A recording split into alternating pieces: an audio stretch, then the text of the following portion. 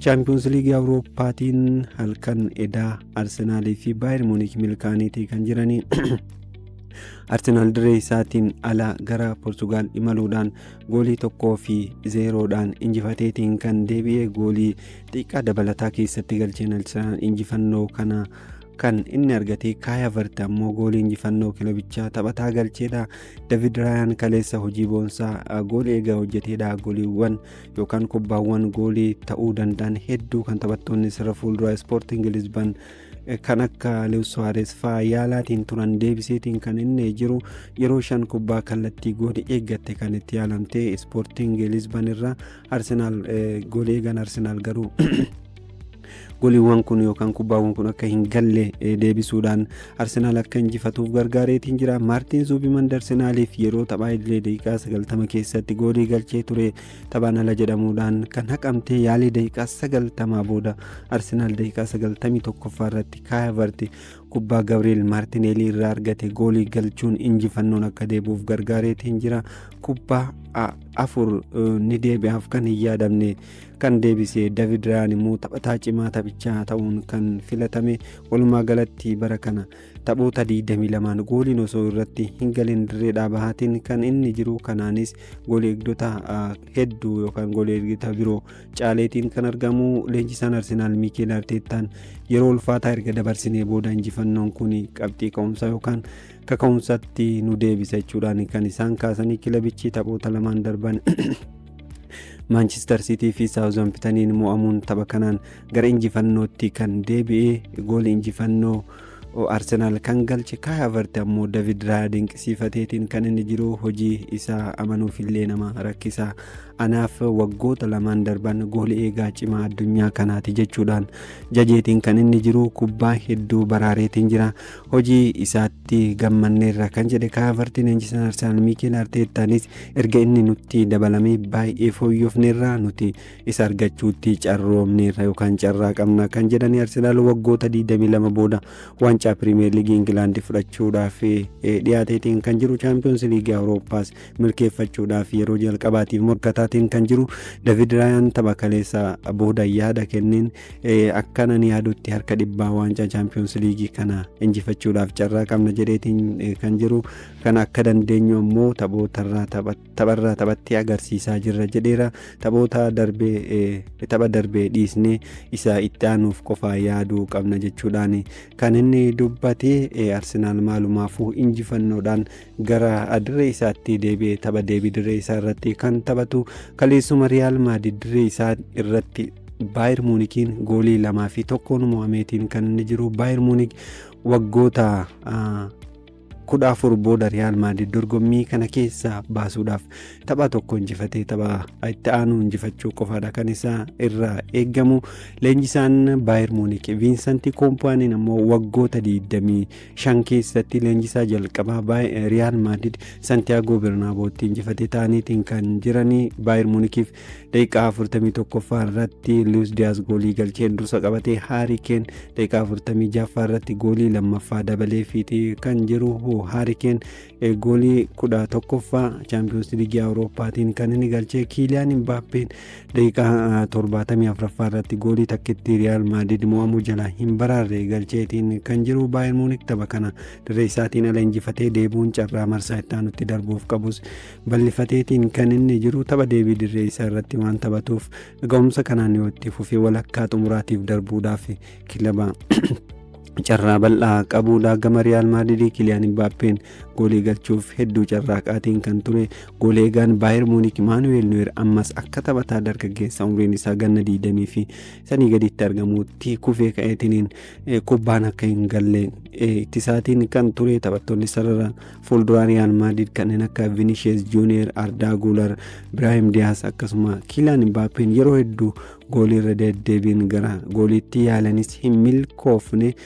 Kanas ta'e sana Bayern Munich dirree isaatiin ala tapha kana injifachuudhaan kan deebi'ee goolii hedduu taphattoota sarara fuuldura Real Madrid jalaa kan qolate goolii eegaan Bayern Munich Manuel Neuer taphicha goolii 2-0 xumuruu qabna ture jechuudhaan yaada kenneetiin kan jiru. Real Madrid hangam kilaba ulfaataa akka ta'e inni beektu har'as kanuma argineerra carraa hedduu uumaa ture. Kana caalaas goolii galchuu kilaba danda'u ta'uu isaas kaaseetiin kan inni jiru. Injifannoo dirree keenyaan ala galmeessinetti gammadeera jedhe Manuel Neuer. Garuu immoo gaafa gara Munich deebinu qormaata jabaan yookaan morkiin jabaan akka nu eeggatu gachuu hin qabnu jedheera.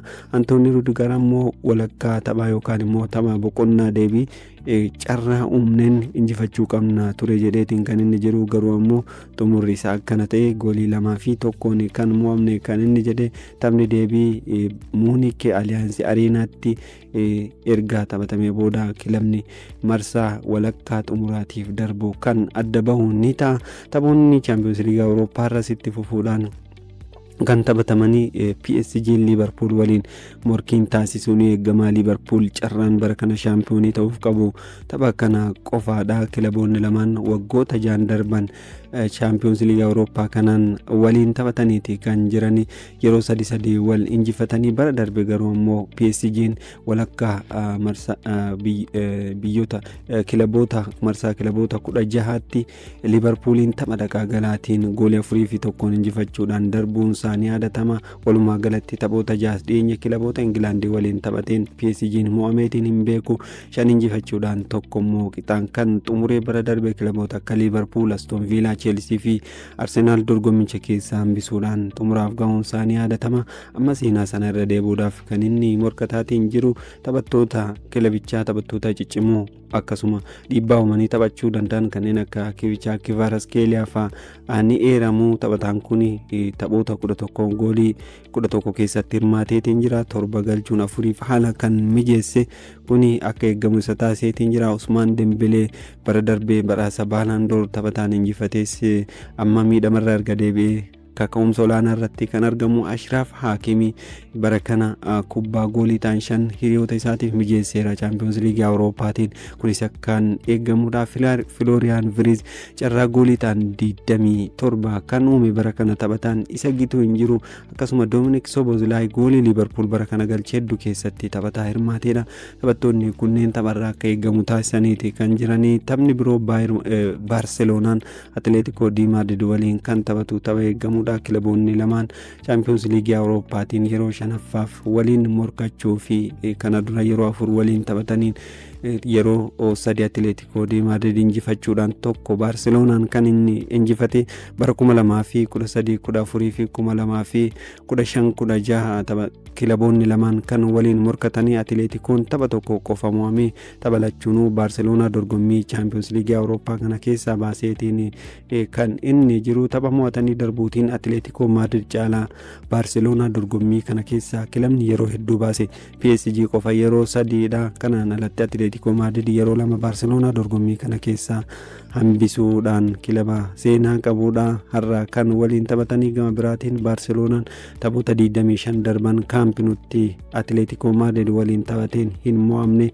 Bara kana keessatti yeroo 5ffaaf waliin taphachuuf hanga yoonaatti Barcelonaan 3 injifatee tokkoon kan mo'ame. Torbee darbe ammoo liigichaan Metropolitanotti injifachuun isaa ammoo tapha kanaan tilmaama injifannoo akka argatu isa taasiseera. Taphni kunis halkan sa'aatii 4 irraa eegaluudhaan taphoonni lamaanuu sa'aatii wal fakkaataatti kan taphatamanii odeeffannoo kana keessaa bahuudhaan odeeffannoo biraatiin ammoo Amad Dialloon Michael Carrick leenjisaa Manchester United ta'uu qaba nama sirrii argate jechuudhaan kan inni jajeetiin jiru. Harry Maguire ammoo waliigaltee isaa Manchester United waliin qabu kaffaltii isaa kan jaarraa gadi hir'isuudhaan mallatteesseetiin kan inni jiru. Taphataan duraanii sarara jidduu Arsenal Aaron Ramsey ammoo kubbaa miilaa irraa soorama baheetiin jira. Atileetiksiin addunyaa dorgommii maaraatoonii shaampiyoonaa atileetiksii addunyaa irraa adda baaseetiin dorgomsiisuudhaaf karoorfateetiin kan inni jiru.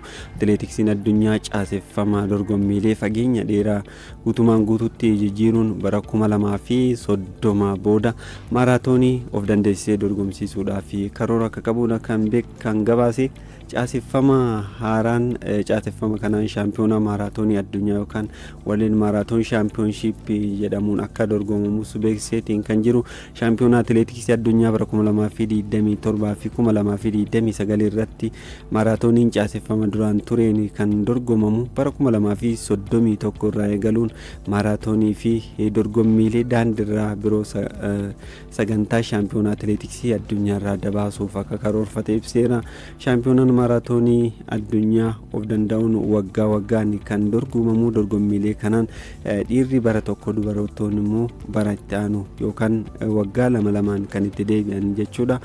Kunis caaseffama shaampiyoonaa atileetiksii addunyaa amma jiruun akka wal hin dhabneef jedhameetiin kan jiru. Seenaa jalqabbii maaraatoonii addunyaa giddu galeessa godhachuun shaampiyoonaan maaraatoonii addunyaa jalqabaa bara 2030 Giriik Ateensitti dorgomsiisuuf akka ta'es karoorri qabameetiin jira. Pirezidaantiin atileetiksii addunyaa Sebaastiyaan Koon caaseffamni kun maaraatoonii addunyaaf kabaja kennuuf kan hundaa'edha kan jedhani. Kana malees shaampiyoonaan atileetiksii addunyaa daandiirraa World Athletics Road Running Championship of danda'eetiin akka dorgomamu atileetiksiin addunyaa kan gabaasee. Kanaan alatti Itoophiyaan dorgommii atileetiksii dala addunyaa ni qopheessiti guyyoota 10 booda jechuudha. Dorgommii kanarratti abbaan riikardii meetira 100 Afrikaa Ferdinand Omiyaalaan dorgommii kanaaf Itoophiyaa ni dhufa jedhameetiin kan jiru. Dorgommiin atileetiksii dala addunyaa yeroo jalqabaatiif Itoophiyaan kan qopheessitu guyyoota 10 qofa. Kanaaf atileetiksiin addunyaa irratti hirmaattonni ciccimoo jedhaman kan irratti hirmaatan ta'uu atileetiksiin addunyaa beeksiseetiin kan inni jiru. Atileetiin lammii Keeniyaa fageenya gabaabaa meetira 100 riikardii Afrikaa kan harkaa qabu Ferdinand Omiyaalaan akka hirmaatu ifoomeetiin kan jiru. Omiyaalaan fageenya meetira 100 atileetii riikardii Afrikaa qabatee kanaan alatti shaampiyoonaa atileetiksii Afrikaa bara 2022 irratti meetira 100 fi meetira 400 meedaaliyaa warqee biyya isaatiif argamsiisuun isaa ni yaadatama. Omiyaalaan Omiyaalaadhaan alatti Oloompikiidhaan lammiin Ameerikaa shaampiyoonii kan taate Gaabii Toomaas Finfinnee akka dhuftu mirkanaatiin kan jiru. Toomaas bara Oloompikii Paaris irratti meetira 200 400 fi akkasuma ulee wal harkaa fuudhuu 400 shaampiyoonii kan taatedha. Kanaan atileetiin tunis Itoophiyaatti dhufteetiin akka dorgomtu beekameetiin kan jiru. Dorgommiin atileetiksii Addis Ababaa Grand Prix One Day Meeting Continental Tour jedhamu atileetota shaampiyoonii Oloompikii fi shaampiyoonaa atileetiksii addunyaa ta'anii kan biroo kan hirmaachisuudha. Eebla 10 bara 2018 giddugala teessoo gamtaa Afrikaa kan taate magaalaa Finfinneetti akka dorgomamu atileetiksiin Itoophiyaa beeksiseetiin kan jiru.